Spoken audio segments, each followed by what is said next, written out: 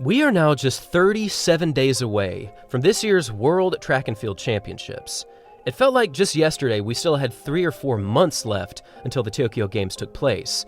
But now, there is just over 1 month until the biggest championship of the year goes down. I am unbelievably excited to see how everyone performs in this year's Global Championship. I'm excited to see Kenny Bednarek race against Noah Lyles again, I'm excited to see Lyles race against Kashane in the 100, and I'm excited to see how Melissa Jefferson-Wooden competes against Julian Alfred, and this is really only the sprints that I'm talking about.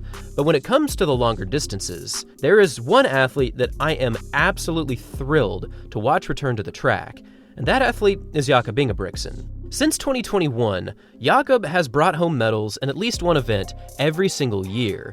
In 2021, he won the gold medal in the Olympics in the 15. In 2022, he won the silver in the 15 and the gold in the 5,000. In 2023, he did the exact same thing, winning the silver in the 15 and the gold in the 5,000.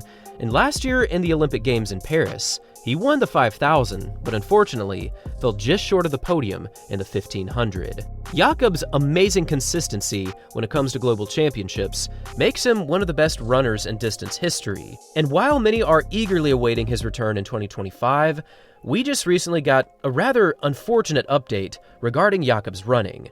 Because just recently, he was scheduled to be running in this year's Diamond League meetings in both Silesia, Poland, and in Brussels, and these are taking place on August 16th and on August 22nd. However, he has unfortunately scratched from both events, citing that he's just not quite there yet.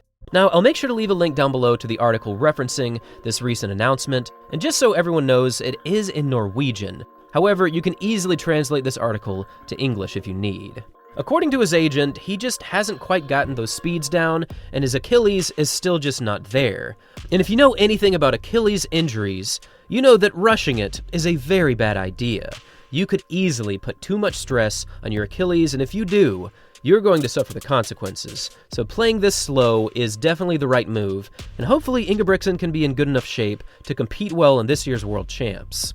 Now, I've recently been looking at Ingebrigtsen's Instagram, and it seems as though he's pretty much there. He's back on track, he's running race pace, and he's put together a few solid workouts.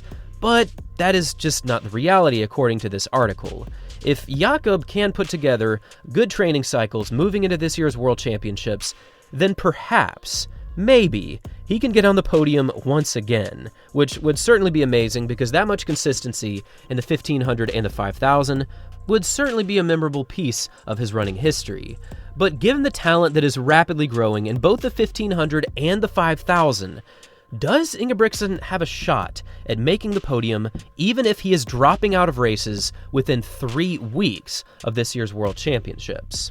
Now, when it comes to the 1,500 and the 5,000, East Africans historically have been the athletes to beat, and this still does appear to be the case. Yomif Kejelcha, Agos Gebrewit, Selman Barega, and many other Kenyan and Ethiopians are running well under 12 minutes and 45 seconds. However, after this year's United States National Championships, we very well could have some big challengers in both the 1,500 and in the 5,000. Now, in the 1,500, we saw Cole Hawker, Ethan Strand, and Yona Koech make their way into the top 3, and they will be representing the US come this year's World Championships. And of course, Cole Hawker is last year's Olympic champ, throwing down a 3:27.65 to not only break the national record, but to set a new Olympic record. Cole is certainly dangerous, and what was also noteworthy to mention is that he said that running that 3:30 was the easiest race that he has had all year.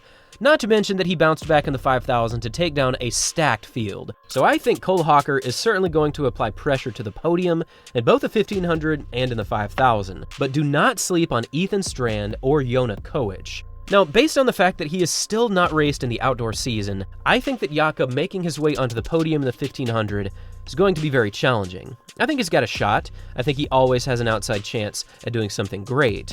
But over in the 5,000, where he has not lost a race in his professional career, how does he stack up against the incoming competition, and does he still have a chance to win?